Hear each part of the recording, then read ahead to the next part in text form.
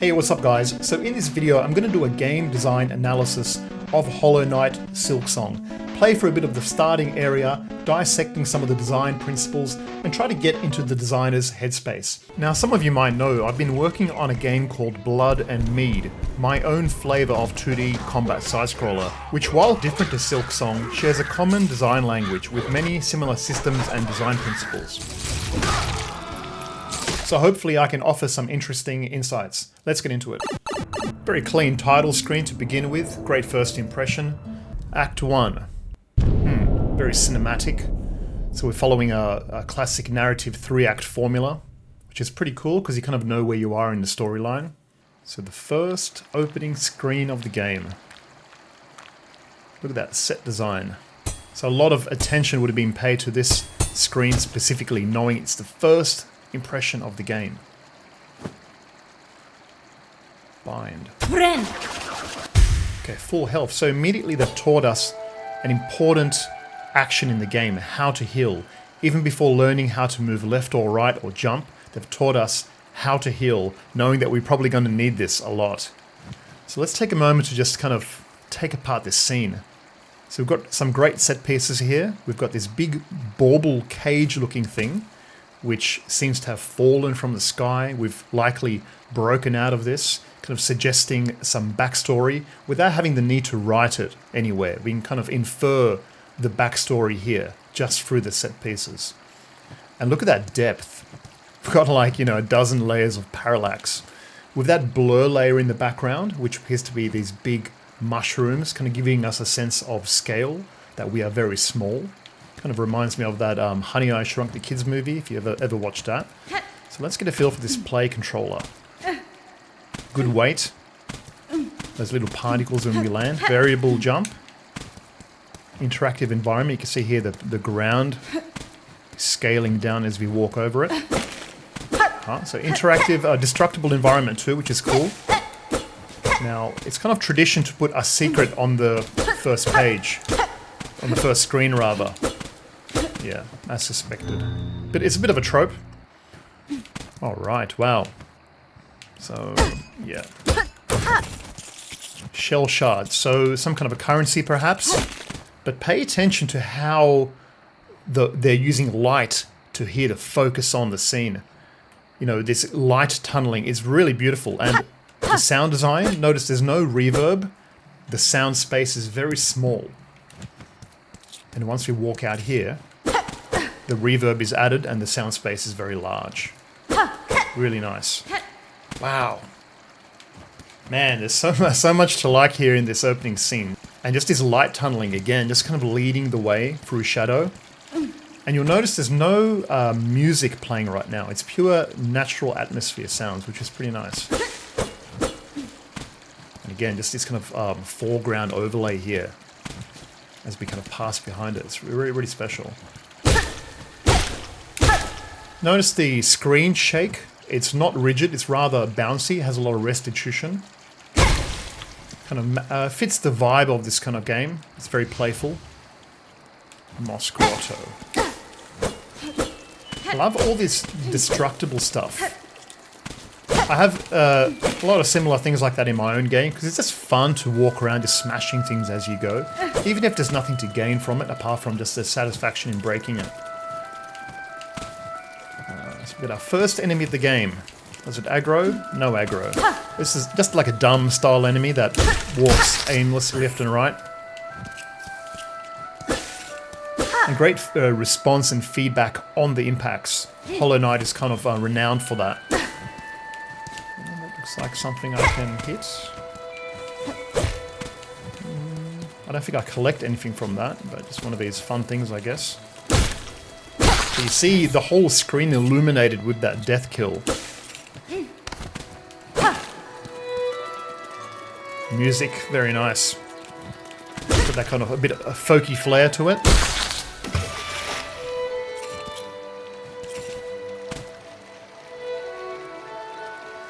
These little flying bugs. Kind of like a flying rat almost. Yeah, again, look at that interactive environment. Just everything moving as we pass over it. Secret over here. You just know the game, the level designer knew people are going to check for a secret here, just the way they've designed that terrain there.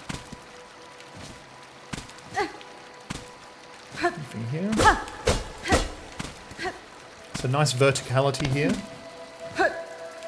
There's a platform over here suggesting there might be something to find. No. Okay, so we can actually... We can look around. That's pretty neat. Our second enemy type. Alright. I love that sound. Sounds a bit like Daffy Duck or Donald Duck. Okay, straightforward enough. And you see that little micro adjustment with the camera? Check this out. As I near the edge, see that? The very subtle movement, just so we don't have a leap of faith drop. Just kind of showing, leading the way. And you can just imagine in a game, throughout the whole game, setting up all these little triggers all over the place, where you kind of bring the focus of the camera up and down. I know the pain of that, because I've done exactly the same thing in my own game. Constantly framing the action, constantly leading the way. Alright, this guy again. And yeah, we can attack up as well. Alright. So we've got two enemies in close proximity, so you can see they're slowly ramping up the difficulty. They've introduced that enemy first, then that one, and then composited them together. And now we have our first kind of dual branching path. So it's telling us, hey, do you want to keep going here, or do you want to go up? So let's go up. Nice sun rays here. Very beautiful. So you can see here we've got some platforming now with that aerial enemy. So they're kind of, again, compositing two different mechanics to increase the difficulty. And over here... oh my goodness. Let's try that again, because I noticed we were being rewarded for our exploration over here with a gift. Mossberry. Alright. And there were some enemies down here, so I'm gonna... Yeah, oh, two of them. What's interesting is they're almost the same color as the terrain, so they kind of blend in. Typically, you might make enemies a fairly distinct color from the terrain on purpose, so the player does not confuse the terrain with the enemy. I guess they did that on purpose.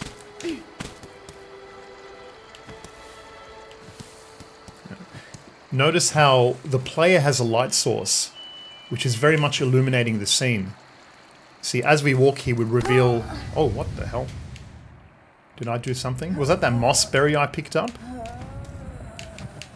I'm going to try to do something unconventional here. I think that the designer wants me to walk right.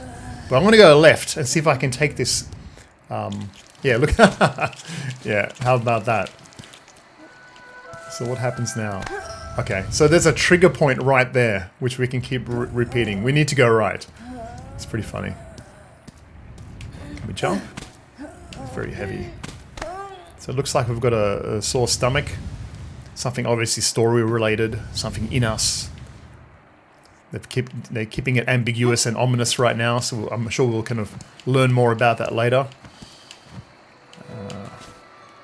So in this game, yeah, see, look down. Now they're teaching us this. So that's nice. They're kind of slowly onboarding the different things. They're not front-loading everything, like attack, learn how to jump, learn how to bind, learn how to look up and down. It's kind of slowly, gradually revealing it as we go. And you see, they've added something here. Frayed rosary string. Okay. So very nice UI. Very clean, very minimal. Oh. Okay, so that looks to be the currency. So what are the shards? The shards look like they might be kind of maybe XP or something. We get a music change here kicking in. So they're kind of foreshadowing, hey, there's loot up here. Let's go find it. Because maybe you get to a point in the game where your enthusiasm for progression is waning. Maybe you feel like turning the game off. So when you run into a situation like this, it makes you want to just play on a little bit more. Let's just try to get that loot. I noticed I could break it through here though. So I've managed to secure half that loot. by hitting it through the terrain. These guys... Yeah, just really strong impact on the combat. And you'll notice that not every hit shakes the screen. They're saving it a little micro screen shake for the last hit. There are some games that just overdo the screen shake, like every hit is shaking the screen, and it just gets a bit much. Let's go right here. Those spikes looking very menacing. Oh, a new enemy type as well. What do we... Oh, no. Ah, no! Holy...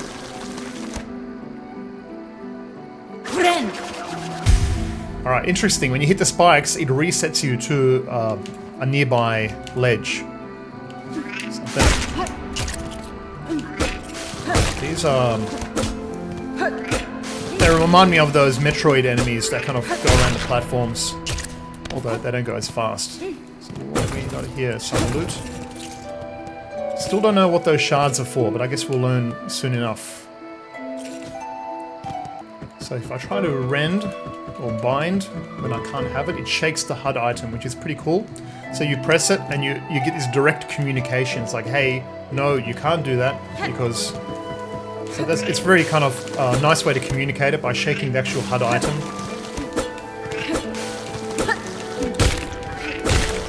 Come on. Alright. Notice this detail on these floating platforms that when I jump onto it, a little jet shoots out from the bottom. See that? So almost just to say, hey, this is a magic platform, and that explains why it's floating. Might have been cool if they added a bit of a bounce when you step onto it, just a little bit of movement. But I guess they've decided not to do that for a particular reason, I imagine. Ah, so that's where that thing was.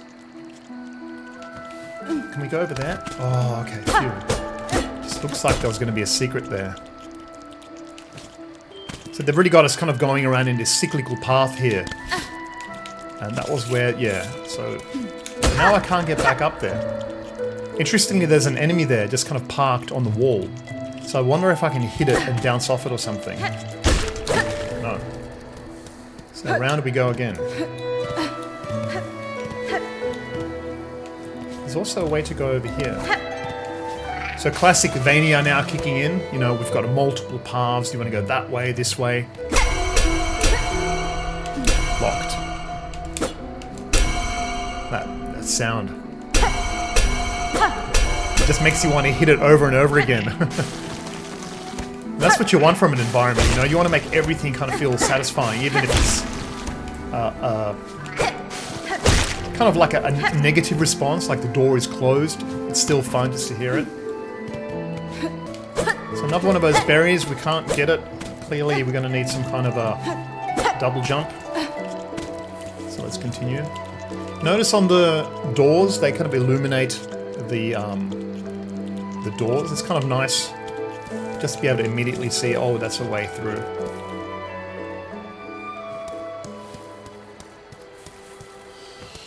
Okay, we don't want to go down there, I don't think, because in this game there's no fall damage, so I don't think there's any real crevasses. I think everything kind of leads to another part of the map, and that feels like it's going to take us right back to the beginning or something. I love these kind of walkthrough environments here, just kind of... Yeah, just the atmosphere. There's a lot to like. There's a lot to like. And that's the thing, you know, you can't have combat absolutely everywhere. You can't overload the player non-stop. So you need to have these kind of moments of these passive corridors, if you will. So it's important in those areas to kind of have something visually pleasing. So it's not just a walking simulator, as people say. So you actually have something you can enjoy, some artwork, some nice set design. Alright, that's very weird. Alright, so we have the classic bench. Nice. Very Studio Ghibli. I think that reminds me of that Totoro.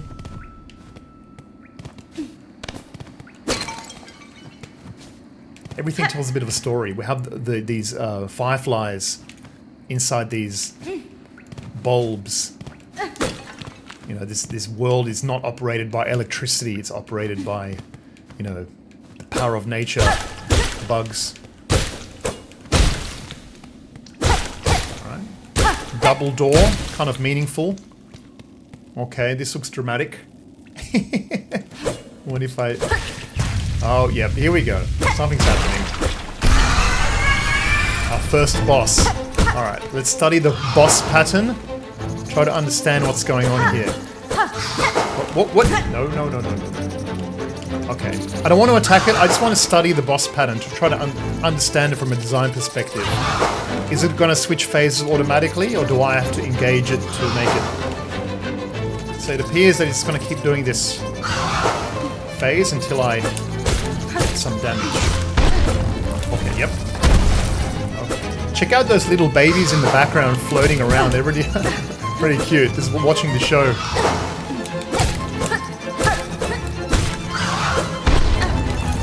Whoa. Man, should I heal? Oh, holy crap. Let's heal.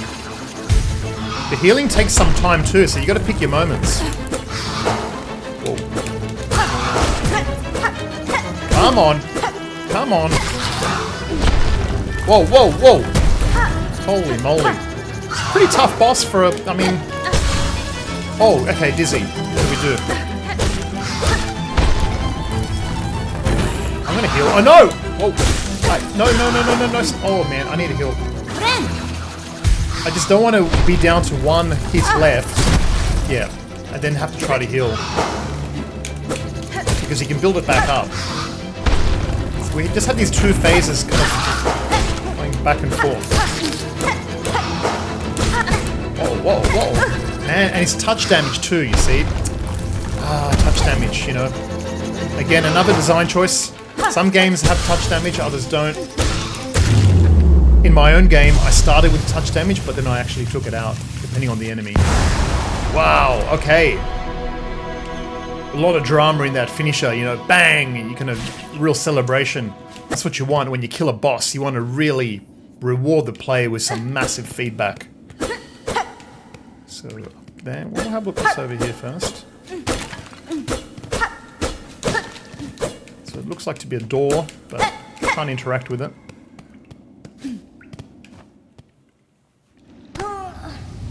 Okay, this thing again. It's kind of escalating in frequency. Granima!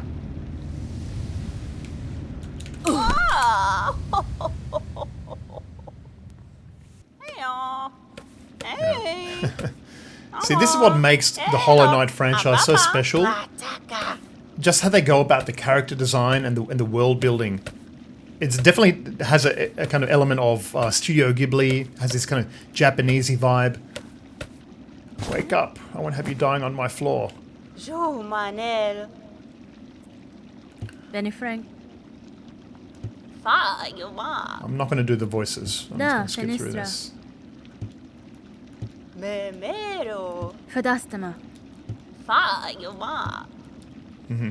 So now they're kind of explaining what's going on about the land. I'm glad they didn't front load it. You know, a lot of games will kind of have a lot of early exposition. We've got all the way past the first boss before they even bother to try to give us any verbal explanation of what's going on in the world. Everything up until now has just been through the set pieces. And notice this screen here, because they knew it's going to be a screen that we're stuck on for a while in this dialogue phase, it's important to dress any screen up that we're going to be looking at for a while. You see there's a lot of lovely sun rays, a lot of great set pieces here, a lot of nice artwork.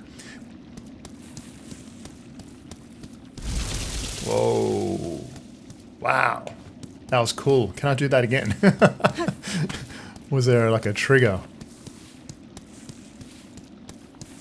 No, but this whole area here, this little patch of bush grassland, it's just for nice, you know. It's just there to create a nice kind of buffer. It's very beautiful. And again, here we have some more kind of world building. Like, what is this behind me? Is it some kind of like a robot? Something that's broken? Man, look at that parallax. So many layers of depth. It's really impressive. Now we have automatically switched to a walk cycle as opposed to a run cycle right here. Very cute walk. And they've really done themselves a favor with this minimal player design. Not having the arms, it's going to save you a lot of time. You know, you don't have to worry about the articulation of the arms at any given kind of animation. I know in my own game I've got like over 20 different animations and I always have to worry about where's the elbow, where's the wrist, does it look correct, you know. And I'm just here marveling at how they've done the depth. So you have multiple sprites layered on top of each other to create an illusion of 3D. You can see with this cave opening, it has this 3D effect just by layering 2D sprites at different offsets. It's really cool. Oh, this place is ominous. What have we got here? Oh, sad sack looking dude. Wow. Beautiful. Looks like treasure, but it's not. Looks like, yeah, bells and baubles. Goro. So we've got a shop here.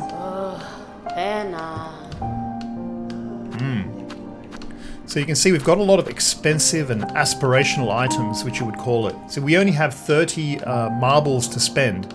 Yet we have items in the shop presented to us that are worth like 500. So it's a really good mechanic to kind of tease us as to what the spending potential might later be. And it gives the currency that we collect now some clear purpose and value. Yeah, we can't just buy anything. Yeah, but I like that. You know, some games, they might even hide items you can't yet buy. But I think it's quite nice to share those with the player. Just makes it a bit exciting.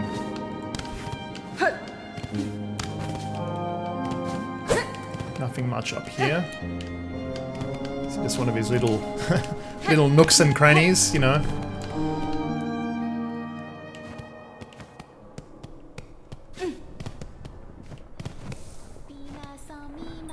What the hell? I thought I was going to walk into a boss room here or something.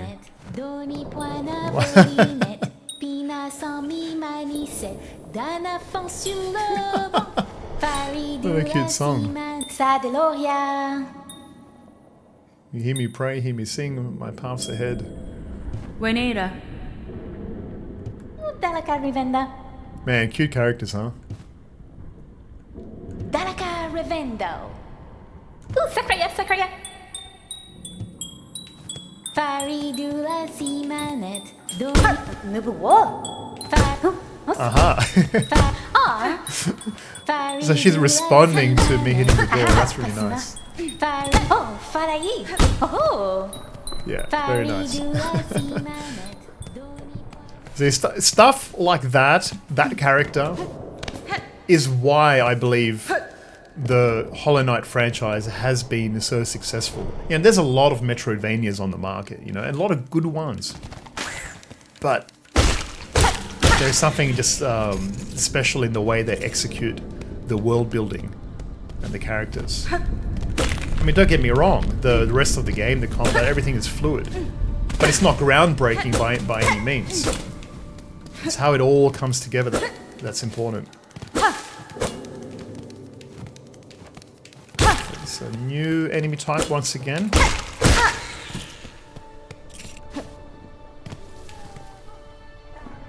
Aha. You can hear that NPC from earlier. They've got a 3D audio source, which is pretty interesting. So you kind of know where you are based on that audio source.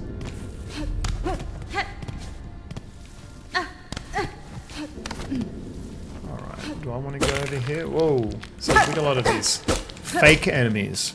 I like doing that. I do that myself actually too. I have these skull skeletons that are dormant on the floor, and when you get in their range, they wake up. Yeah, I'll just show you. So I have these bone piles that are dormant. You can destroy them, but some which are identical will awaken and attack you. It's a good way to keep the player on edge. Oh, and by the way, if you're into these kind of games, please do consider wishlisting Blood and Mead on Steam. The game is in its last phase of development, and any support would be appreciated. I'll put a link down below. Yeah, kind of keeps the player guessing. Whoa, whoa. Oh, he doesn't come off the edge. Okay, that's interesting. Oh! Man, he takes 2. Man, that's not good. Oh.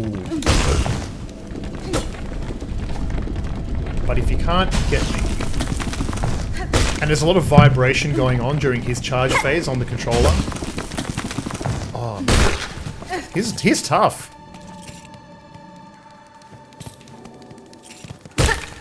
Man, this guy's a palate cleanser after that. Oh, look at that. Secret. Yep. I knew if I keep hitting these walls eventually I'll, oh, what the hell? Holy crap. Man's dark in here. Can't see anything. Uh-oh, uh-oh, uh-oh! Yep. What? Holy moly. And I like this form of currency. Having it as little balls that bounce around is pretty satisfying, and having them scatter like this is really interesting too. You have to chase after the money. Again, I've chosen to do something very similar. And my design choice was based off Wonder Boy in Monsterland, where you open a chest or you kill an enemy and the coins will actually scatter in various directions, sometimes off a ledge, and you got to chase after it. Whoa, what the hell? No, I cannot. Oh, I can't. Yeah, see, that's the thing. I was trying to duck.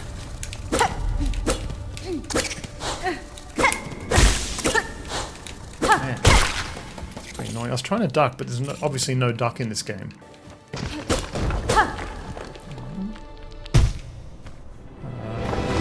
Uh-oh. Uh-oh! This is not good. It's not good at all.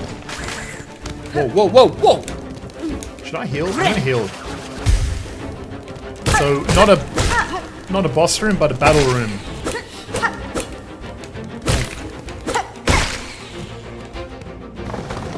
No doubt it's gonna escalate. Oh, what the hell did I... Oh man, I got another move I didn't even realize I had. Let me try that. Yeah, nice, man. What the hell? How did I not know how to do that? Oh, this guy again. Come on. Oh, whoa! You see, the designer has been very cheeky and placed this block here, knowing that you're going to hit your head on it. Very deliberate, I believe. Okay, let's go. Come on. Whoa. Let's go. Nice. That wasn't too bad.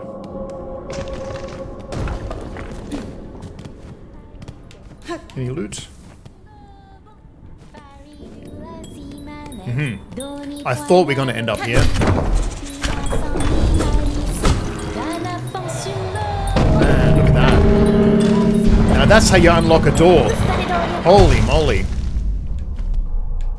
So much movement. Oh, Benventra. Oh, Raventa. Close it? No. Yeah, at this point I'm trying to analyze it, but at the same time I'm having fun with it, so it's kind of I'm just kind of falling into the zone of being a gamer. What is this? Some kind of contraption. Do we want to spend the money? Okay.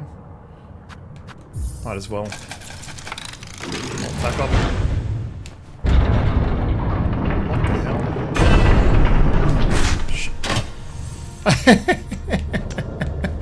Oh man. Very cheeky. I had a feeling it was going to be the bench because of the sign that it showed earlier. But yeah, you never know in this game. Whoa, man, this place looks fantastic. Look at this place, man. Like we're inside a volcano or something. It's a real inferno. Beautiful. So I think that's a reasonable point at which to leave it. So if you've enjoyed the video, please do give it a like. Drop a comment and let me know if there's any other design choices you think are worth mentioning or noting. And yeah, I'll see you guys in the next video. Bye for now.